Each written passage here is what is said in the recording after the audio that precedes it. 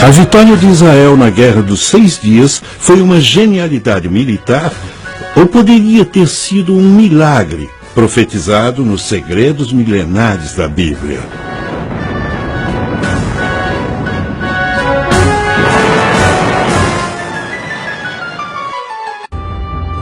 No final de maio de 1967, Nasser, presidente do Egito, ameaçava Israel de total aniquilação. A União Soviética e os Estados Unidos se posicionaram em defesa de seus respectivos aliados. Os soviéticos vinham suprindo o Egito e seus vizinhos árabes com armamentos e apoio, e os Estados Unidos firmaram sua posição ao lado de Israel, mas ninguém acreditava que a pequena Israel pudesse enfrentar um ataque maciço de seus vizinhos árabes. Ninguém, a não ser Israel. Nasser recebera o que acreditava ser informações confiáveis sobre o movimento das tropas de Israel que estariam se concentrando na fronteira da Síria, mas essa informação provou ser completamente falsa.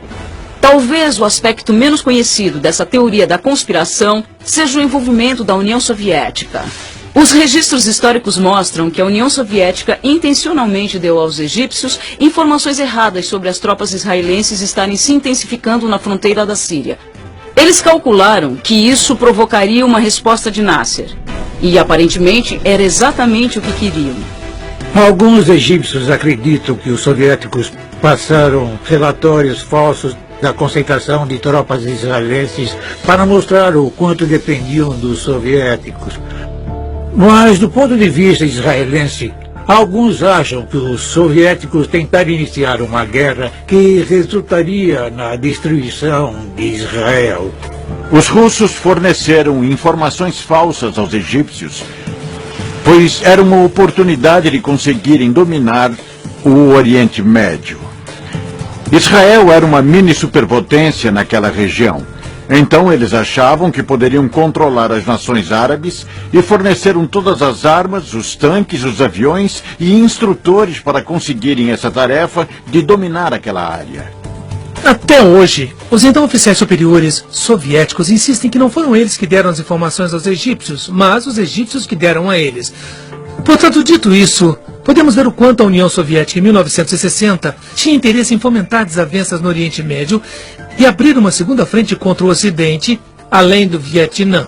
O plano funcionou perfeitamente. Quando o Egito recebeu os relatórios falsos dos soviéticos, Nasser começou imediatamente a concentrar suas tropas na fronteira da Síria.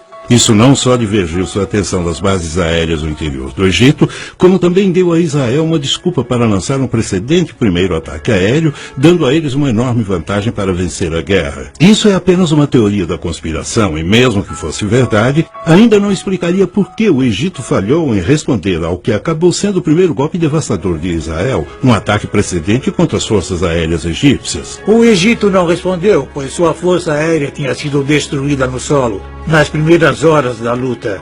Os egípcios não tinham atacado antes porque estavam sob forte pressão dos Estados Unidos e da União Soviética para não fazê-lo. Especula-se que os americanos então informaram Israel que o Egito estava encurralado. As duas nações concordaram que a chance de Israel sobreviver seria atacar primeiro enquanto o Egito estava de mãos atadas. Tanto Israel quanto os Estados Unidos negaram estar envolvidos em qualquer trama em 1967. Os russos, por outro lado, admitiram ter passado para o Egito informações falsas quanto às atividades de Israel na fronteira da Síria, mas eles também continuaram a negar qualquer conspiração contra Nasser. Talvez nunca venhamos a saber ao certo se houveram acordos secretos que contribuíram para a derrota dos árabes na Guerra dos 6 Dias. Mas mesmo que houvesse alguma verdade nessas teorias, não explicaria os vários outros eventos misteriosos que aconteceram no decorrer da guerra, como no dia em que os israelenses começaram sua invasão por terra da fortificada Península do Sinai. O milagre é que Israel tinha 260 mil soldados em sua fronteira contra 600 mil soldados árabes prontos para atacar. E as chances favoreciam os árabes, é claro. Todos achavam que se houvesse guerra, Israel certamente perderia. Quando os tanques israelenses entraram na Península do Sinai, os egípcios pareciam estar dando vantagem a eles. Por exemplo, há registros de tanques egípcios fugirem sem serem atingidos e sem disparar. Mais estranho ainda foram as inexplicáveis deserções das bases de míssil terra-ar. Os egípcios abandonaram o equipamento militar, a maioria de fabricação russa, no valor de mais de $1 bilhão. Até complexos equipamentos de radar em bom funcionamento foram largados. Não é raro tropas recuarem perante um exército implacável que avança. O incomum é quando milhares de soldados deixam para trás enormes quantidades de material bélico valendo milhões de dólares e sem tentar desabilitar esse material. Isso aconteceu várias vezes na Guerra dos 6 Dias. O que fez o inimigo recuar tão depressa? Teriam eles experimentado algo tão assustador que tiveram que se retirar sem antes poder evitar que suas próprias armas caíssem em mãos inimigas? Depois de sua derrota na Guerra dos 6 Dias, os líderes árabes foram criticados pelos amigos e aliados. Como puderam ser derrotados tão facilmente e tão depressa também pelas forças de combate israelenses? O presidente egípcio Nasser continuou culpando a intervenção americana no conflito pela derrota do Egito. Então é possível que os Estados Unidos tenham fornecido armas secretas a Israel e mantido isso em segredo por todos esses anos? Certamente não é raro uma arma de destruição em massa mudar o rumo da guerra, e todos sabemos que a bomba atômica é um bom exemplo. Durante a Segunda Guerra Mundial, os japoneses tinham prometido lutar até a morte. Mas quando os Estados Unidos lançaram seu poderio nuclear em Hiroshima e Nagasaki, os japoneses não tiveram outra escolha senão se render. Quando os Estados Unidos lançaram a bomba atômica, não era mais segredo. Isso provou que eles não só a possuíam, mas estavam prontos para usá-la. Que tipo de arma secreta Israel poderia ter lançado em total silêncio nos árabes, sem que eles suspeitassem? Se isso fosse possível, não teria sido a primeira vez na história dessa nação preparada para o combate. Os escritos da Bíblia falam de muitas batalhas. Batalhas cuja maioria os israelitas venciam. E venciam não porque eles fossem mais numerosos, nem por serem mais fortes, mas porque eles possuíam uma arma secreta muito importante, a Arca da Aliança. Para os israelitas, essa era a moradia de Deus. Talvez o exemplo mais conhecido do poder da Arca numa batalha nos é dado no livro de Josué, em A Conquista de Jericó. Deus disse para Josué mandar seus soldados marcharem ao redor da cidade durante 6 dias, carregando à frente a Arca da Aliança. No 7º dia, eles marcharam em volta da cidade novamente, mas dessa vez os sacerdotes tocaram as trombetas de chifre de carneiro e as muralhas de Jericó, como sabemos, ruíram.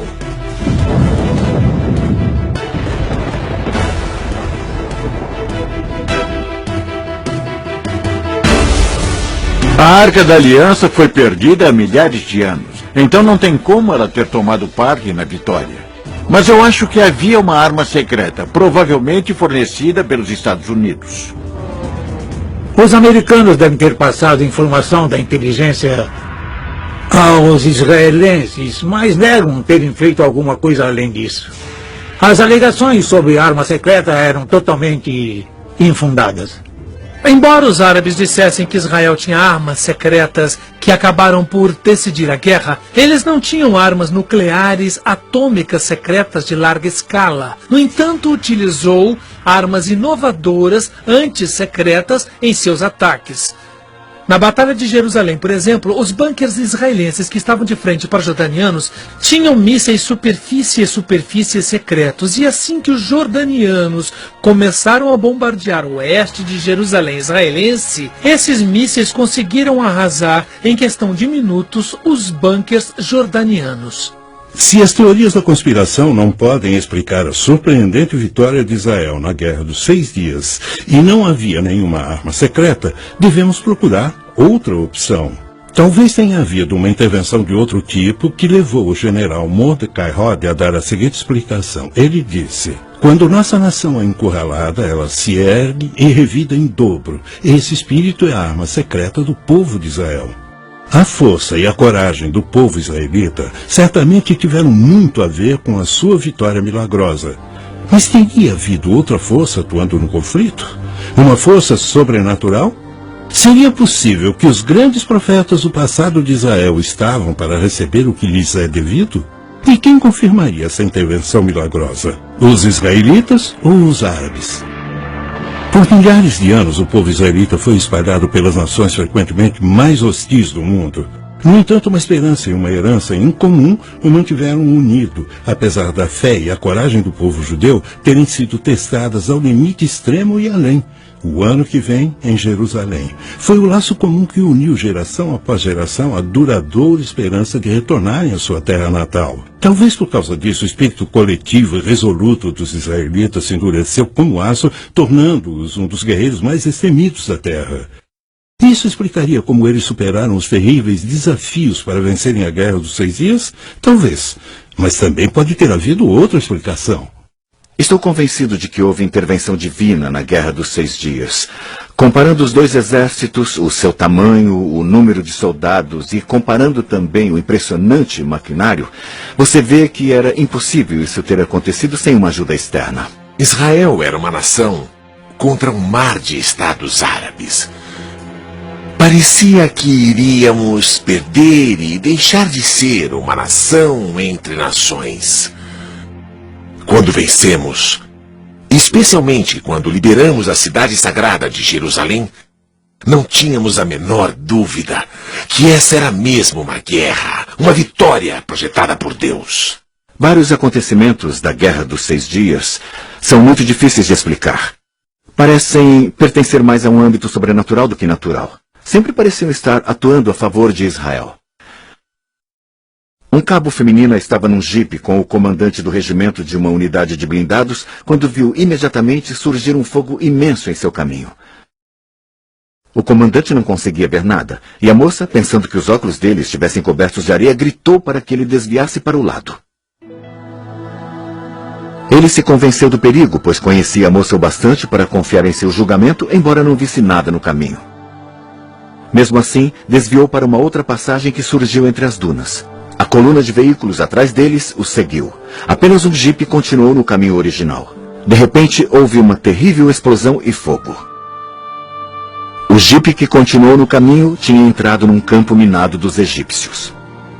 Esse seria apenas um exemplo fortuito das areias do deserto pregando peças na visão de alguém? Ou o cabo de fato teve uma visão que a avisou do perigo à frente? O mais importante é por que essa guerra estava repleta de tantos exemplos e acontecimentos inexplicáveis que agiram em favor de Israel. O real milagre da Guerra dos 6 Dias foi que entre 31 de maio e 5 de junho de 1967, as condições favoráveis que quase garantiram uma vitória árabe derreteram como gelo sob o sol do meio-dia. E Israel subitamente emergiu vitoriosa. Para a surpresa de todos, acho que o poderio ocidental e todo mundo ficou totalmente chocado com a vitória após ter examinado o mecanismo da vitória de Israel. Descobriram que houve vários milagres. Surgimento de soldados que não deveriam estar lá, aparições milagrosas, como descrito por homens como Gerson Salomão, do Monte do Templo, de soldados com uniformes brancos que afugentaram os sírios. Ele conta a história de como eles salvaram sua vida. E mais tarde, ninguém conseguiu explicar aqueles soldados com uniformes brancos. Israel é um milagre. E como Deus aparece nos campos de batalha e na história de 4.000 anos, é um milagre. Na batalha que levou à Guerra dos 6 Dias, na fronteira de Israel com a Síria, fui muito ferido durante uma batalha longa e muito difícil. Um tanque me atropelou, então eu fiquei estirado no chão, quase morto. Eu só tinha minutos de vida. Centenas de soldados sírios vieram das montanhas e me cercaram. Nos meus últimos instantes de vida, pude ouvi-los carregando as armas para me matar. De repente, quando estavam prontos para atirar, deram as costas e voltaram rápido para as montanhas. No mesmo instante, eu vi uma luz imensa me cobrir de todos os lados e ouvi a voz de Deus falando com o meu coração. Você não vai morrer aqui, Salomão. Então seja forte, eu estou com você. Poucos instantes depois, os soldados israelenses me levaram para o hospital. Um fato inusitado ocorreu poucas semanas depois. Observadores das Nações Unidas, que acompanharam a batalha entre os sírios e a minha unidade, vieram me encorajar e disseram: nós perguntamos aos oficiais árabes que comandaram a batalha contra a sua unidade por que não atiraram no oficial israelense quando tiveram a chance, e eles responderam: não pudemos matá-lo porque quando estávamos prontos para atirar, de repente apareceram milhares de anjos. Nós os vimos com os nossos próprios olhos, e a única coisa que podíamos fazer era nos virar e correr rápido de volta para as montanhas. O Deus dos judeus queria esse soldado israelense vivo. Outro grande milagre aconteceu no Sinai, quando um soldado israelense que tinha perdido a sua unidade e estava sozinho, de repente viu uma unidade militar de milhares de egípcios. Eram milhares de egípcios. Quando eles o viram, ergueram as mãos e, de mãos erguidas, andaram até ele, prontos para serem aprisionados. Ele ficou surpreso, não acreditava no que via, mas os levou como prisioneiros. Eles os seguiram até a unidade principal da qual ele havia se perdido. Ao chegar à unidade, sua unidade ficou chocada. Eles não podiam acreditar. Um soldado israelense sozinho, levando atrás de si milhares de soldados egípcios de mãos erguidas, prontos para serem presos. Então eles levaram os soldados presos e depois interrogaram os oficiais egípcios. O que houve? Como se renderam a um soldado israelense? E eles responderam: ele não estava sozinho. Junto dele haviam milhares e milhares de anjos, com armas em suas mãos, prontos para atirar. E eles disseram: estamos prontos para lutar contra soldados israelenses, mas não estamos preparados para lutar contra os anjos de Deus. Comparando os dois exércitos, seu tamanho, o número de soldados e também comparando o seu maquinário, vê-se que jamais poderia ter acontecido sem uma ajuda externa. Se olharmos as Escrituras, nós vemos que Elias também esteve rodeado pelo inimigo a um dado momento. Seu servo disse: o que vamos fazer? Ele disse: Senhor, abra os olhos dele. De repente seus olhos se abriram para os seres sobrenaturais. E o mesmo é verdade nessa guerra. A história nos diz que os egípcios estavam subindo para a fronteira do sul de Israel quando uma mão de repente saiu do céu. Então eles ficaram com muito medo e fugiram. E essa história foi contada pelos egípcios, que disseram que algo sobrenatural havia acontecido. Essas não são apenas histórias místicas de livros. Isso é realidade na vida de Israel. Teria sido isso que o Senhor tinha em mente quando disse ao povo judeu em Levítico 26, versículos 7 e 8? Perseguireis os vossos inimigos, que cairão à espada diante de vós. 5 de vós perseguirão 100, e 100 dos vossos perseguirão 10.000. Tal ocorrência deixaria pouca dúvida quanto a quem era o seu protetor. Desde 1948, Jerusalém, o centro da fé judaica e sagrada para o cristianismo e o islã, tem sido uma cidade dividida. Israel controlava a metade ocidental da cidade e a Jordânia retinha o controle da metade oriental, que era a cidade antiga. Em 5, 6 e 7 de junho, houve uma briga ferrenha à volta toda do flanco oriental da cidade antiga. Mas na manhã do dia 7 de junho, o terceiro dia da guerra, as armas dos jordanianos se calaram. O general Uzi Narquis, da Força de Defesa Israelense, liderava o ataque. Ele conta que no quarto dia, uma calma sinistra pairou sobre a cidade. No início, ele chegou a pensar que fosse uma armadilha, mas os batedores confirmaram que a cidade estava vazia. Os jordanianos tinham saído na noite anterior, deixando todo o equipamento, e os israelenses, sem sequer atirar, entraram na cidade. Tomaram o monte do templo e alcançaram o muro ocidental. Quando os soldados israelenses entraram na antiga cidade de Jerusalém, não conseguiram acreditar no que viam. Lá perante eles estava o Muro das Lamentações, a única parede restante do segundo antigo templo que tinha sobrevivido à história da castigada região. Em 1948, os árabes tinham lacrado a antiga cidade e os judeus foram impedidos de entrar nesse lugar, o lugar mais importante do mundo para esse povo. Ali eles podiam agradecer e orar para o Deus que havia cuidado deles por milhares de anos. Nem todos os soldados israelenses acreditavam nisso. Alguns tinham pouco ou nenhuma convicção religiosa. Mas mesmo os incrédulos perceberam que algo importante havia ocorrido. Havia um significado especial na conquista milagrosa desses grandes trechos de terra, a mesma terra que os antigos escritos prometeram aos descendentes de Abraão? E a profecia da Bíblia teria sido cumprida quando Israel tomou posse de Jerusalém? O aspecto mais importante da Guerra dos 6 Dias foi o fato de Jerusalém ter sido unificada. Jerusalém tinha sido arrasada 20 vezes, mas nunca tinha sido dividida até 1948. E muitos dos profetas falaram sobre a unificação de Jerusalém que aconteceu na Guerra dos 6 Dias. A importância da recuperação de boa parte da terra prometida na Guerra dos 6 Dias é a realização de antigas profecias da Bíblia.